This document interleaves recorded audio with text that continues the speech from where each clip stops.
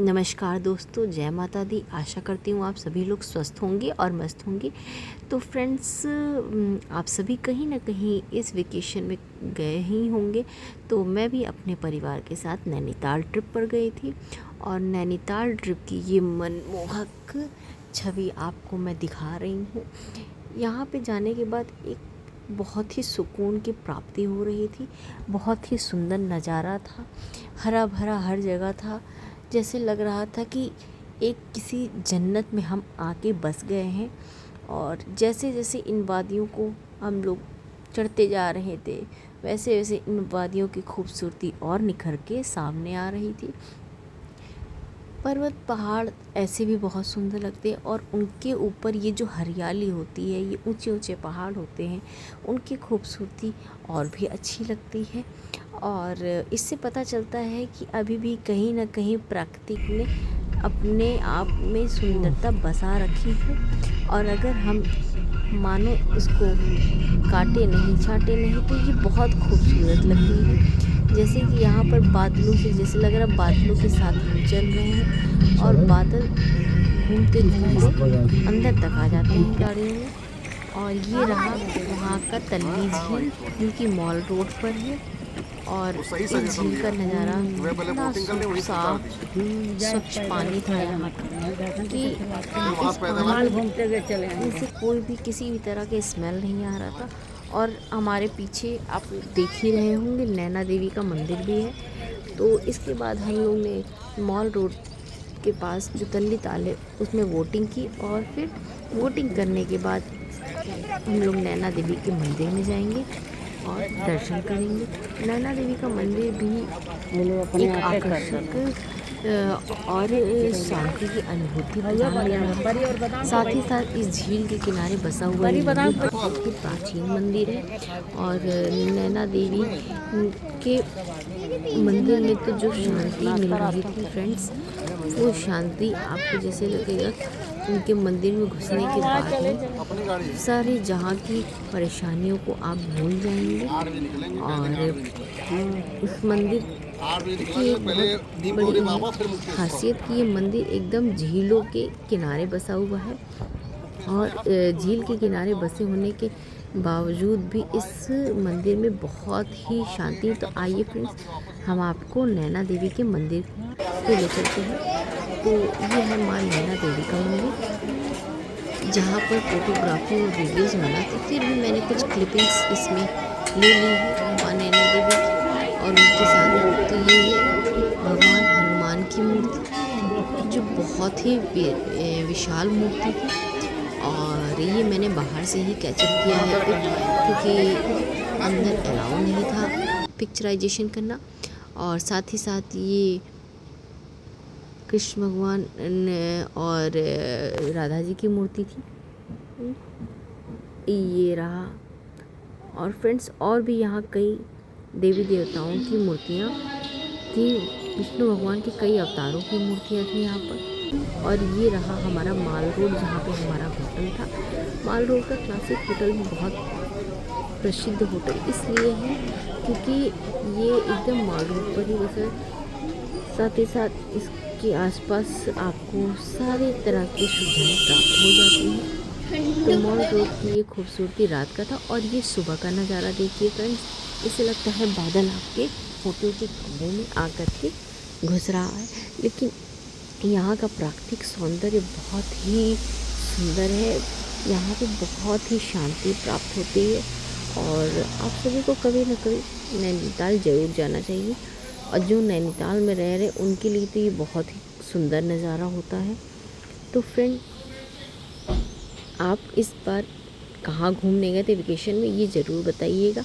और साथ ही साथ ये नैनीताल की खूबसूरती का वीडियो आप लोगों को कैसा लगा, ये भी ज़रूर बताइएगा। तो चलिए हम आगे बढ़ते हैं। और ये देखिए झील, पानी बरस रहा था झिमझिम और रिमझिम पानी के बीच में ये झील को मैंने फ़ोटो कैचअप किया था। और ये साथ ही साथ मेरी फैमिली फ़ोटो थी जो कि हम लोग ने वोटिंग करते समय लिया था।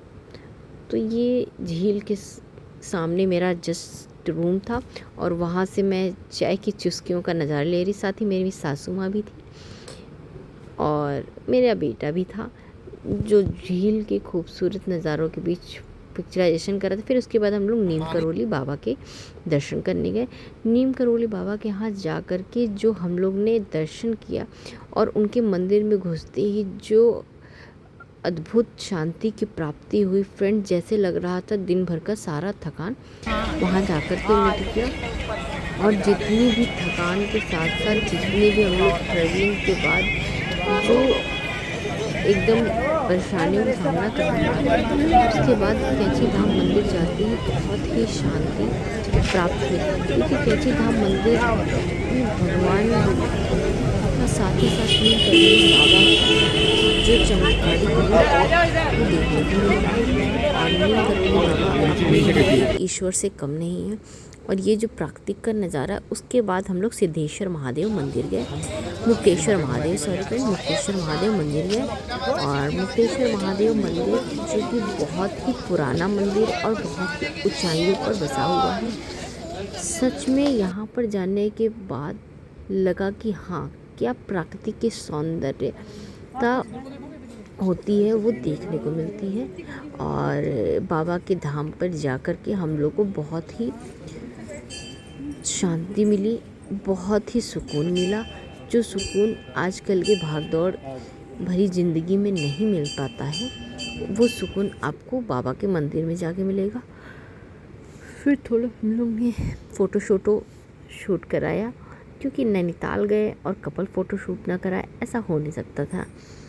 और उसके बाद ये हमारे मुक्तेश्वर महादेव मंदिर के पिक्चर्स हैं जो हम लोग ने थोड़ी सी मस्ती के लिए क्लिक करवाई, क्योंकि नैनीताल जाकर के वहाँ के सौंदर्य के साथ अगर फ़ोटो नहीं खिंचाया तो उस सौंदर्य का क्या मज़ा रहता है। फिर रास्ते में हम लोग आ जाते हैं और अपने होटल के लिए आते हैं और थोड़ी रुक के हम लोग फ़ोटो वगैरह लेते हैं, क्योंकि कहीं भी जाइए अगर वहाँ की मेमोरी को कैप्चर करना है तो वहाँ की फ़ोटो तो लेनी बनती है। और उसके बाद फिर हम लोग दूसरे दिन जिम कॉर्बेट नेशनल पार्क के लिए चले जाते हैं, और जो कि हम लोग वहाँ पे एक रिज़ॉर्ट में रुकते हैं। इस रिज़ॉर्ट का नाम होता है ला पर्ल। और ये रिज़ॉर्ट फ्रेंड्स इतना सुंदर है, इतना खूबसूरत है कि इसकी खूबसूरती की तारीफ़ जितनी की जाए उतना कम है। एक तो ये कोसी झील के किनारे पे बसा हुआ है और यहाँ की ग्रीनरी इतनी अच्छी है फ्रेंड कि यहाँ पे तो मुझे यहाँ से आने का मन ही नहीं कर रहा था। इतना सुंदर ये बना हुआ है और यहाँ हर पेड़ पे आम लदे हुए थे। और जैसे जैसे आप इस ला पर्ल रिज़ॉर्ट में आगे बढ़ेंगे वैसे वैसे आपको ग्रीनरी देखने को मिलेगी। पीछे चले। साथ ही साथ ये इतना खूबसूरत नज़ारा था कि यहाँ के नज़ारों में तो यहाँ सबसे ज़्यादा अच्छा नज़ारा ये था कि यहाँ पे ग्रीनरी बहुत थी और यहाँ के रूम्स भी अच्छे थे। साथ ही साथ इस रिज़ॉर्ट में हम लोग ने खूब मस्ती मजाक किया, बच्चों ने स्विमिंग किया और झूले झील के किनारे बैठ कर के हम लोग ने गाने सुने। साथ ही साथ यहाँ झील के किनारे बैठ के हम लोग ने बहुत सारी पिक्चर की। तो ये पिक्चर्स यहाँ पे आपको 2 बड़े बड़े स्विमिंग पूल मिल जाएंगे और आपकी इच्छा जैसी हो। मैंने तो फ़िलहाल 2 रूम का जो सेट होता है वो वाला रिज़ॉर्ट अपने लिए वो वाला कमरा बुक किया था। इस रिज़ॉर्ट में हर टाइप के आपको रूम्स अवेलेबल हो जाएंगे और यहाँ का खाना भी बहुत अच्छा है।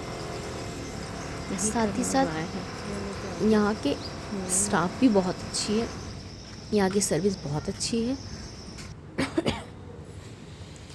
और मुझे तो हर जगह अगर ग्रीनरी दिखती है तो मैं वहाँ फ़ोटो खिंचाए बिना नहीं रह सकती हूँ। तो यहाँ पे फ़ोटो के लिए भी अच्छे अच्छे पॉइंट्स बने हुए हैं और आप लोग इस होटल में जाइए और जा कर के इस रिज़ॉर्ट का मज़ा लीजिए। उसके बाद हम लोग जिम कॉर्बेट पार्क के लिए निकल जाते हैं। जिम कॉर्बेट पार्क में क्योंकि हमारी लास्ट टाइम में हम लोग का जिम कॉर्बेट जाने का प्रोग्राम बना था, तो इसलिए हम लोग को सीताबनी रिज़ॉर्ट जिम कॉर्बेट का एक ज़ोन मिला, क्योंकि फ्रेंड्स यहाँ पर 10 ज़ोन है और जब आप लास्ट टाइम में बुकिंग करेंगे तो आपको लास्ट ज़्यादातर लास्ट में सीताबनी जिम कार्बेट ही मिलेगा। यहाँ का ये जो झरना था, ये पानी इतना साफ़ सुथरा था कि इसको आप पी भी सकते हैं, इतना साफ़ पानी था ये, क्योंकि ये एकदम नेचुरल वाटर है। इसमें किसी तरह का रुका हुआ पानी नहीं है और ना ही कोई केमिकल्स इसमें यूज़ होता है क्लियर करने के लिए। तो ये रिज़ॉर्ट अच्छा था और उसके बाद हम लोग सीताबनी माता के दर्शन भी किए, जो कि जहाँ पर लव कुश पैदा हुए थे। ये रिज़ॉर्ट कहने को तो हम लोग रिज़ॉर्ट के बाद जिम कार्बेट जो घूमने गए, तो ये कहने को तो एक वो है, लेकिन ये यहाँ पे जो सीताबनी मंदिर है ये बहुत ही प्राचीन मंदिर है और माता सीता के साथ यहाँ पर लव कुश को गोदी में बैठा हुआ दर्शाया गया है। ये बहुत ही पुरानी मूर्तियाँ भी हैं यहाँ पर और यहाँ की हर मूर्ति का अपना एक अस्तित्व है और साथ ही साथ इन मंदिरों की एक अपनी महत्ता है, जो कि यहाँ के लोगों के लिए और यहाँ के जो यहाँ पे लोग रहते हैं उनकी सुरक्षा का भी एक वो बन जाता है कि इससे ये देखिए फ्रेंड्स, माता सीता लव कुश को गोदी में लेकर के यहाँ पर बैठी हुई और यहाँ पर एक छोटा सा शंकर भगवान की मूर्ति भी है और ये माता सीता का सीताबनी मंदिर का बाहर का दृश्य है, जो कि बहुत ही अद्भुत है। यहाँ पर राम दरबार भी बना हुआ है, 3 मुखी हनुमान जी की भी मूर्ति है और शनि भगवान की भी मूर्ति है। साथ ही साथ बहुत सारे ऐसे नज़ारे देखने को आपको इस एरिया में मिलेंगे, जिससे आपका मन एकदम प्रफुल्लित हो जाएगा और आपकी यात्रा बहुत ही मंगलमय होगी। क्योंकि फ्रेंड, भले इस सीताबनी में हम लोग को एक भी जानवर नहीं देखने को मिले, लेकिन यहाँ का नज़ारा देखकर ही ये सुकून मिल गया कि ये सीताबनी जो जोन है, ये जोन भले ही जानवरों के लिए नहीं, लेकिन माता सीता के दर्शन करके हमें अद्भुत शांति की प्राप्ति हुई। तो फ्रेंड्स, आप कब जा रहे हैं नैनीताल ये ज़रूर बताइएगा और साथ ही साथ ये भी बताइएगा कि आपने किस जोन में जा कर के जिम कार्बेट का मज़ा लिया, क्योंकि ज़रूरी नहीं है जिम कार्बेट जाएं और जानवर ही दिखें। जिम कार्बेट जा कर के कुछ भगवान के दर्शन भी हो जाते हैं, तो उससे भी शांति की प्राप्ति होती है। फिर वहाँ से हम लोग गिरजा देवी मंदिर के लिए चले जाते हैं और गिरजा देवी मंदिर भी बहुत ही प्राचीनतम मंदिर है। इसके बारे में बताया जाता है कि ये परी देखना गोबर पर चढ़ जाना नगर वासियों के लिए एक बहुत ही भव्य मंदिर है। साथ ही साथ ये जो माता का मंदिर है, ये मंदिर ये टीले सहित ही एक पहाड़ का टीला ही इस जगह पर आकर के रुक गया था और यहाँ पर ही बस गया और रामनगर के वासियों के साथ एक भविष्यवाणी हुई, जिसमें गिरजा माता मंदिर को बनाने का स्वप्न दिखाया है। वाह, इतना ऊपर है गिरजा मंदिर। यहाँ के वासियों के लिए एक रोजगार का भी अवसर प्राप्त के साथ ही साथ इस नगर को बसाने के लिए माता ने यहाँ पर आकर के अपना निवास स्थान बना लिया है। फ्रेंड्स, और अगर आप देख पा रहे हैं, ये देखिए टीला अलग से ही है और यहाँ पर बारिश के सीज़न में, मानसून सीज़न में ये टीले से पानी आता है, लेकिन माता गिरजा देवी के मंदिर को ये बाका पानी नहीं करता है। फ्रेंड, यहाँ की धारणा है कि यहाँ पर माता के दर्शन करने के लिए रात में 8 बजे के बाद एक शेर जरूर आता है जो माता के दर्शन करता है। इसीलिए यहाँ पर 5 बजे के बाद भक्तों का आगमन बंद कर दिया जाता है। 5 बजे के बाद किसी भक्त को यहाँ दर्शन करना अलाउ नहीं है और अगर कोई भूल चुका भी जाता है तो 8 बजे के बाद तो बिल्कुल भी मना कर दिया जाता है, क्योंकि ये मंदिर में भगवान के साथ साथ पशु भी माता के दर्शन करने के लिए माँ के दर्शन करने आते हैं। तो फ्रेंड्स, आपको गिरजा माता के दर्शन करके कैसा लगा ये भी ज़रूर बताइएगा और यहाँ पर हमारा नैनीताल ट्रिप ख़त्म होता है। तो आशा करती हूँ आप सभी को मेरा वीडियो पसंद आया, तो लाइक शेयर सब्सक्राइब करना ना भूलें।